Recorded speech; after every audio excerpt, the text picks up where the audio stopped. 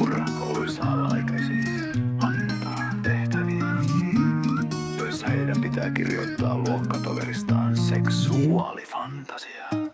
Missä koulussa Purra piti lapsiaan, kiitos vihervassut.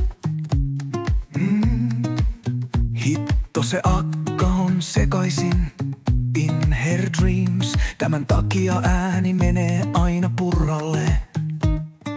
Pervoile sinä kotonasi, mutta älä tyrkytä pervoilujasi. Vie Tomille lapsosille, tää on oikeesti tapahtunut. Purra puhuu totta minusta järkyttävää. Vanhemmat, kyselkää lastenne koulupäivistä. Etkö voisi vain tumputtaa Riikalle ja äänestää jotain järjissään olevaa?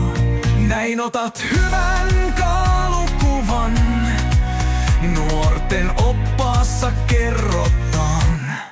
Tikun nokkaan noussut seksiopas. Respektiä seksikirja pojille pureutuu teemaan tarkasti. Ruotsalaisen kirjailijan ja seksuaalikouluttajan Inti Chavez Perezin teos julkaistiin alun perin vuonna 2002 ja käännettiin suomeksi vuonna Täksokkaskokäkste. Teos on jaettu vuonna vakitusvolotteis ja kaikkiin suomalaisiin ylä- ja yhtenäiskouluihin. Se löytyy lukuisten koulukirjastojen hyllyltä. Tuohon olisi hauska tehtävä yläasteikäisille. Jos olisin opettaja, niin palauttaisin järkeä opetukseen. Riikalla ei ole kaikki hyvin. Näin ne asiat koetaan. Ja ottakaa yhteyttä lastenne kouluun tarvittaessa. Kaikkea ei pidä sietää. Purra tarvitsee lataamoa. Ja näin otat hyvän kalulukuvan. Nuorten oppaassa kerrotaan. Tikun nokkaan noussut seksiopas.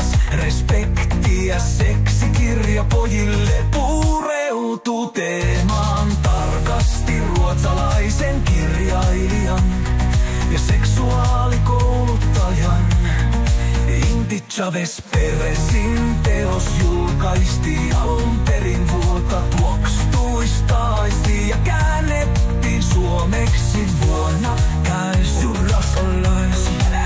Teos on jaettu vuonna patituskakunnassa kaikkiin suomalaisiin ylä- ja yhtenäiskouluihin.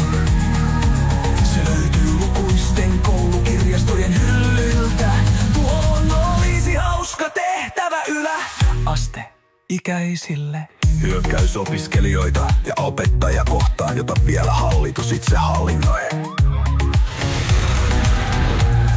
Purra oikeasti sekaisin ja tarvitsee lataamon palveluita. Ei ole luotan enemmän lukuisien kasvattajien sanomisiin kuin psyykkisesti häiriintyneen populistisen Purran, jonka puolueen perussuomalaiset ihan allekirjoittaa ajatuksen, että ihmisille saa valehdella mitä tahansa, kunhan saa näkyvyyttä.